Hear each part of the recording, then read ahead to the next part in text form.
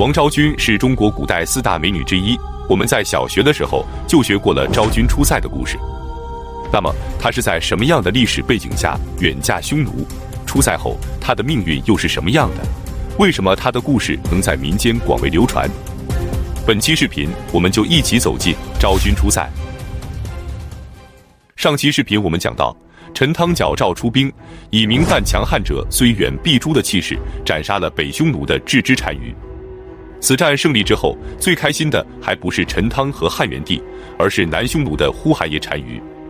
因为郅支单于死后，他就不再是南匈奴的单于，而是整个匈奴的单于了。当然，他也有些担心，汉朝既然能斩杀郅支单于，那么有一天也就有可能斩杀他这个单于。于是，公元前33年正月，在汉朝的诸侯们都要朝见天子的日子里，他也以藩属国的身份来到长安，拜见了汉元帝刘氏。见到天子后，他提出了一个请求，他想和汉朝和亲，做汉朝的女婿。汉元帝听后，马上就答应了他，但是让他娶的并不是公主，也不是诸侯王的女儿，而是让从宫中选举5名宫女赐给他。呼韩邪刚开始还有些失落，可当他见到了这5名宫女后，却忍不住他内心的开心和激动。原来，在这5名宫女中，就有中国古代4大美女之一的王昭君。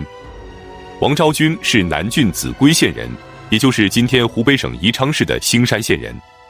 公元前54年，她出生在一户平民的家中，她的父亲名叫王襄。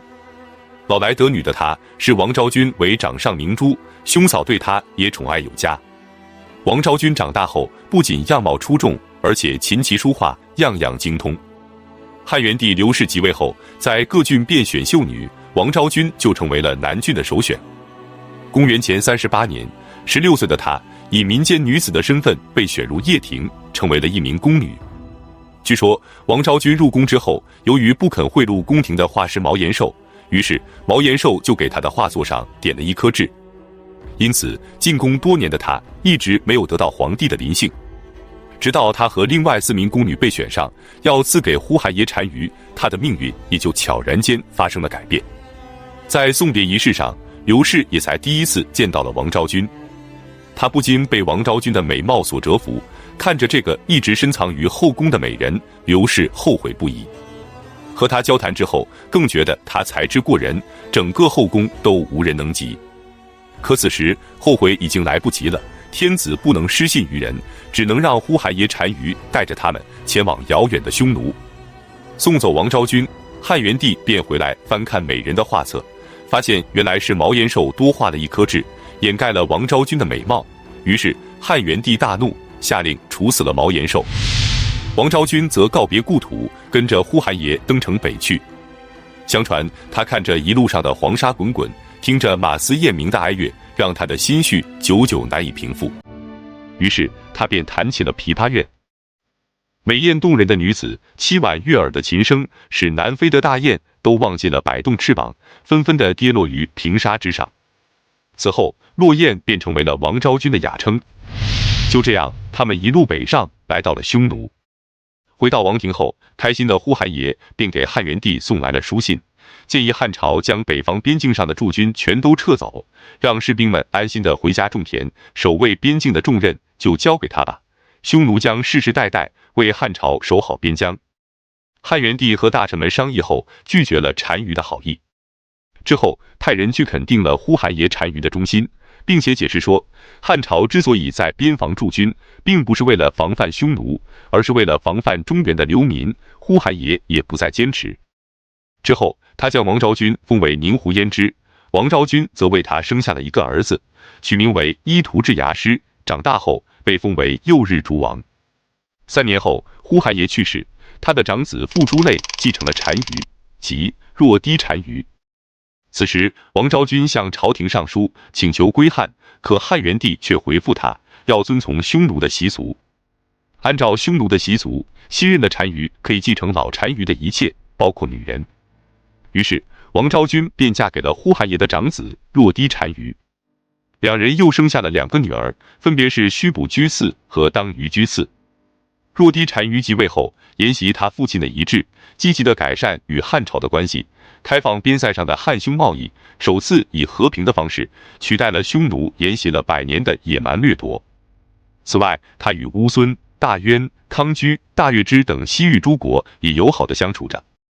11年后，还不到40岁的若低单于也去世了，由其弟弟且尼须继位，即搜协若低单于。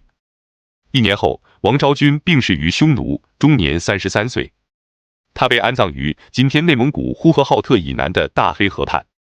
昭君墓也被称为青冢，相传每到秋凉之际，塞外的青草都已枯竭，唯有昭君墓周围草色青青。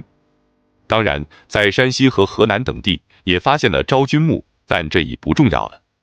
重要的是在大青山的脚下，这个被称为青冢的昭君墓所代表的并不是一个美人的命运，而是一种象征，一个民族交融与团结的象征。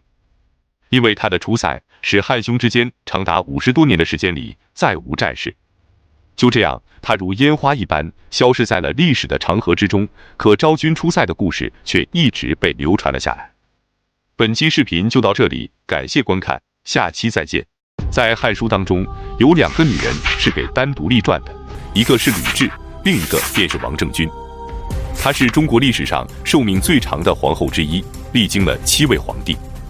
在她的手中，彻底葬送了西汉王朝的江山，而篡夺江山的就是她的侄子王莽。本期视频，我们就一起走进传奇太后王政君及王莽的成长史。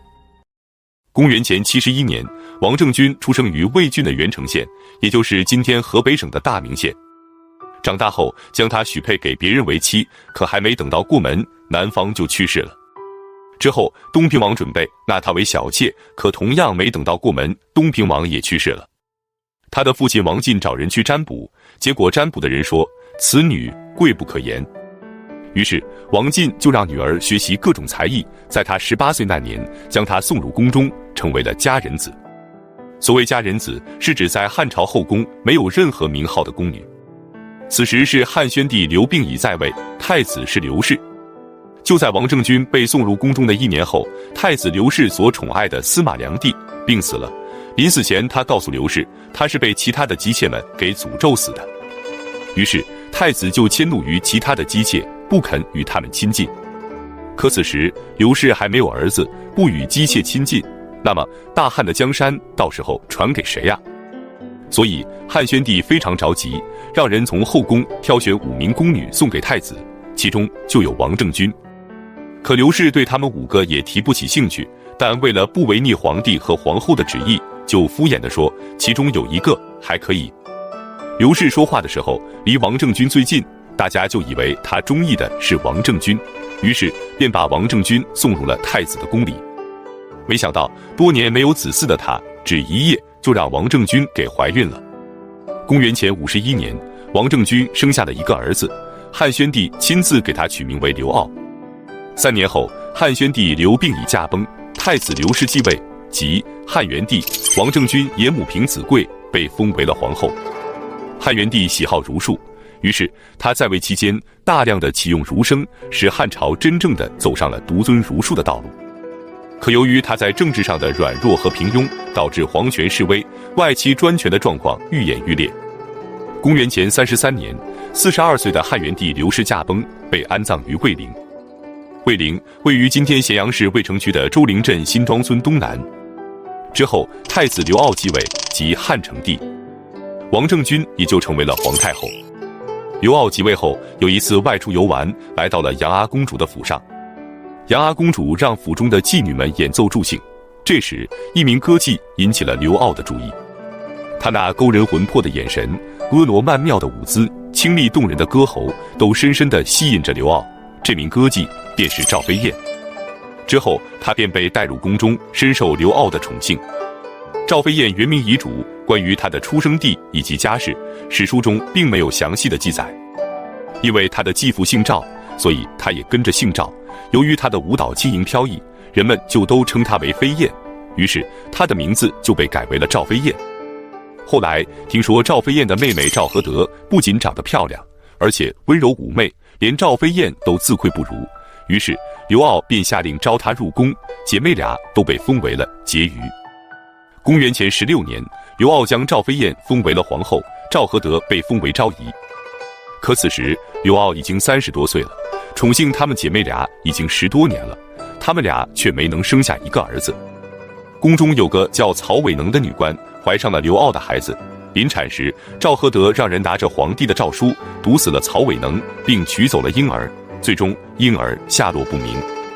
之前的皇后生下过一儿一女，但后来全都夭折了。之后班婕妤也生下过一个儿子，可几个月后也夭折了。于是没有子嗣的汉成帝无可奈何，只能去找一个宗亲子弟立为太子了。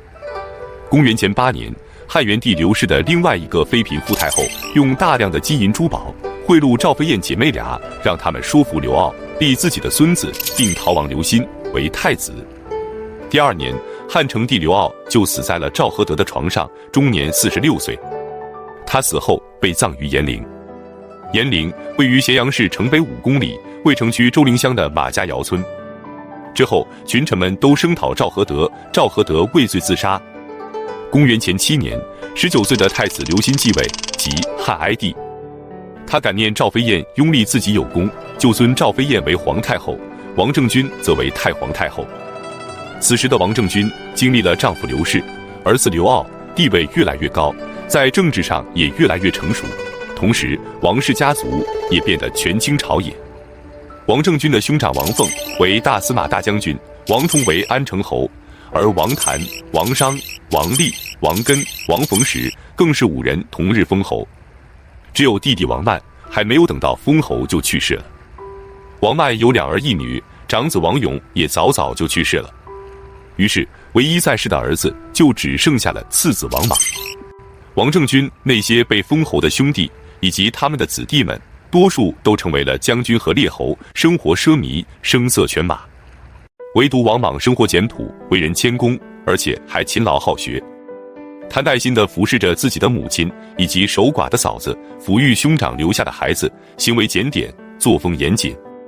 对内他侍奉诸位叔伯，对外接纳贤士名流。因此王莽就成为了他们这个大家族中的另类，也是世人眼中的道德楷模，并且声名远播。公元前22年，24岁的王莽开始做官。他办事认真，对人恭敬，特别是对身居大司马之位的伯父王凤更是极为恭顺。于是王凤在临死之前嘱咐王政君要好好的照顾王莽。同年，王莽就被任命为黄门郎，后来又升为摄生校尉。之后他的叔父王商上书表示，愿意从自己的封地里让出一部分封给王莽。朝中的大臣们也为王莽说好话，汉成帝也觉得王莽贤能，王政君更是因为怜悯自己的弟弟王曼，于是便追封王曼为新都侯，并让他的儿子王莽继承了爵位。从此王莽也就成为了列侯。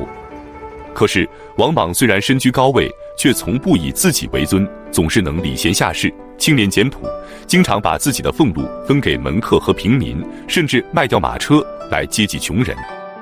于是朝野上下都盛赞王莽，他的名声也逐渐超越了他那些大权在握的叔伯。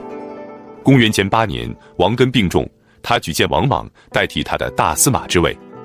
于是38岁的王莽就成为了大司马，达到了权力的顶峰。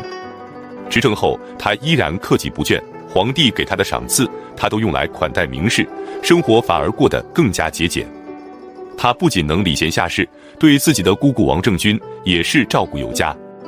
他知道王政君不喜欢常年待在深宫，就举办各种能让王政君外出的活动，就连王政君的侍女之子生病，王莽都能亲自前往服侍。可物极必衰，正在王莽春风得意的时候，却迎来了汉哀帝刘歆继位。刘歆不是王政君的亲孙子，所以他继位后就开始排挤和打压王室外戚的势力。他先是提高自己亲祖母以及母亲的地位，封祖母傅太后为恭皇太后，母亲丁姬为恭皇后，实意与王政君相等。随后有人弹劾王根，汉哀帝就借机将王根逐出京师，并将王室举荐的官吏也悉数罢免。接着王莽因为得罪了傅太后，也被迫辞去了大司马的职位，隐居于他的封地新都。新都就是今天河南省的新野县。从此他闭门不出，安分谨慎地生活着。在此期间，由于他的二儿子王霍杀死了家奴，王莽就逼他的儿子自杀了。就这样，王室外戚的权势被彻底的压制住了，可政权却又落入了傅氏和丁氏外戚的手中。而且刘歆不仅没有治国之才，还宠信佞臣董贤。后宫佳丽3000，没有一个能让刘歆心动的，唯有美男子董贤让刘歆是欲罢不能。他赏赐给董贤的财物不计其数，仅1个月之内给他的赏赐就达1万万钱。后来还任命董贤为大司马，位列3公，百官只能通过董贤才能向汉哀帝奏事。到最后，刘歆竟然想过要把皇位也禅让给董贤。